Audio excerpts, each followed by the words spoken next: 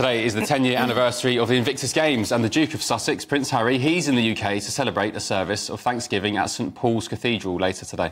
Well, the charity was founded by Prince Harry back in 2014 to support veterans and to provide them with support after they leave the armed forces.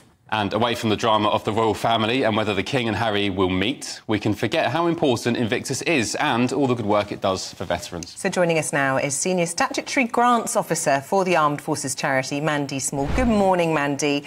It's absolutely true, isn't it, because there's so much almost psychodrama around the royals and their own relationships that, sadly, I think the Invictus Games can sometimes be overshadowed, and because a lot of people view Prince Harry as being a little bit spoilt, they can forget what an incredible job he's done with this. So just tell us about your first-hand experience of being involved with it and why we should all be celebrating 10 years of it.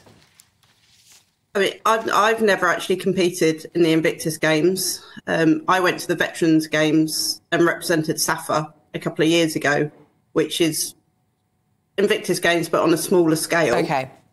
And I saw exactly how important that was for myself. I mean, I was injured in Iraq in 2007, and normally I'm quite isolated and I hide myself away. And for me, that was massive because I was back in the brotherhood, I was back in the armed forces community, and the effect that had on my mental health was absolutely amazing. So I've got friends that compete in the Invictus Games, and I've seen how it's helped with their recovery. You know, and working for SASFA, we have people that we've helped over the last few years that compete, and they always come back to us and they say how amazing the experience is. And I think you're right. You know, we hear all these other things about Prince Harry, but do you know what he started was just absolutely amazing. And I think it's safe to say that he's saved so many lives over the years through doing the Invictus Games. How is Prince Harry perceived by military veterans? Because, of course, he used to be cream of the crop some years ago before he met Meghan. Lots of patronages or different charities and so on. And, of course, he's got a stellar military record himself. Has that changed amid all the controversy in recent years? I don't know. I can't really sort of comment on other people's opinions of him. What about your opinion, though? My opinion, you know what? He served the same as the rest of us. He wrote a blank cheque for this country, and I don't think that should be forgotten. You know, whatever's gone on in the past few years is his choice as such, and he's made decisions for his own reasons. But, you know, I'll always have a special place in my heart for him because he served alongside the rest of us. Yeah, and he did it in an exemplary fashion as well. Do you think enough is done in this country, aside from what Prince Harry has done, to support veterans like yourselves who've had, you know, life-changing implications and, you know, paid the ultimate price, really, you know, putting your life on the line to serve Queen and country at the time, King and country now? Could we do more to honour and protect them? I think we could always do more. Yeah, I lost my husband to suicide 7.5 years ago after serving 21 years in the army. And he was very much old school in that you didn't talk about your mental health. And obviously that's changed massively the last few years.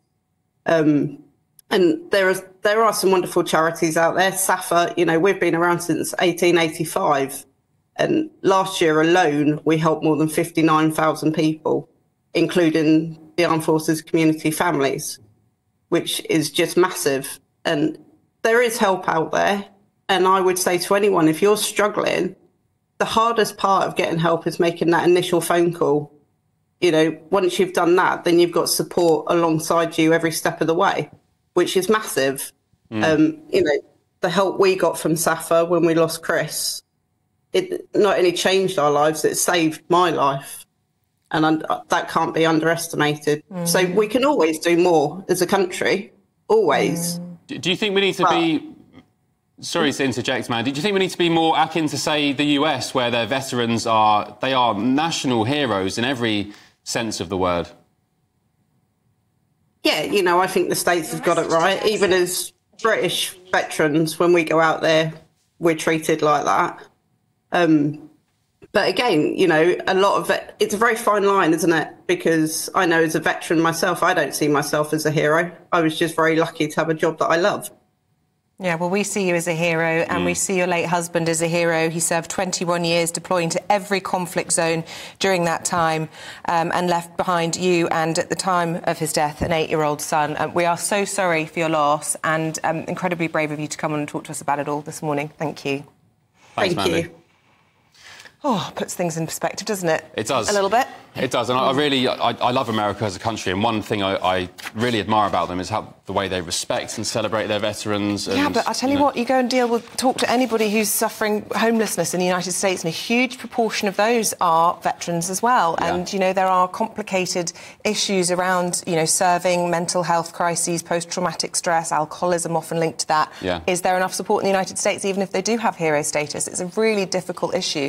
But I do think if we want to recruit the best in the world to serve in our armed forces, we have to look after them. Yeah. Once they leave. Johnny Mercer is doing some good work here, and of course, you know, for all Harry's controversy and perceived faults, he is doing some great work with Invictus. Yeah, well, and Johnny Mercer's also caught in controversy, isn't he? Because he's facing questions about whether or not he should be protecting whistleblowers, and we will be talking about that a little bit later on in the programme.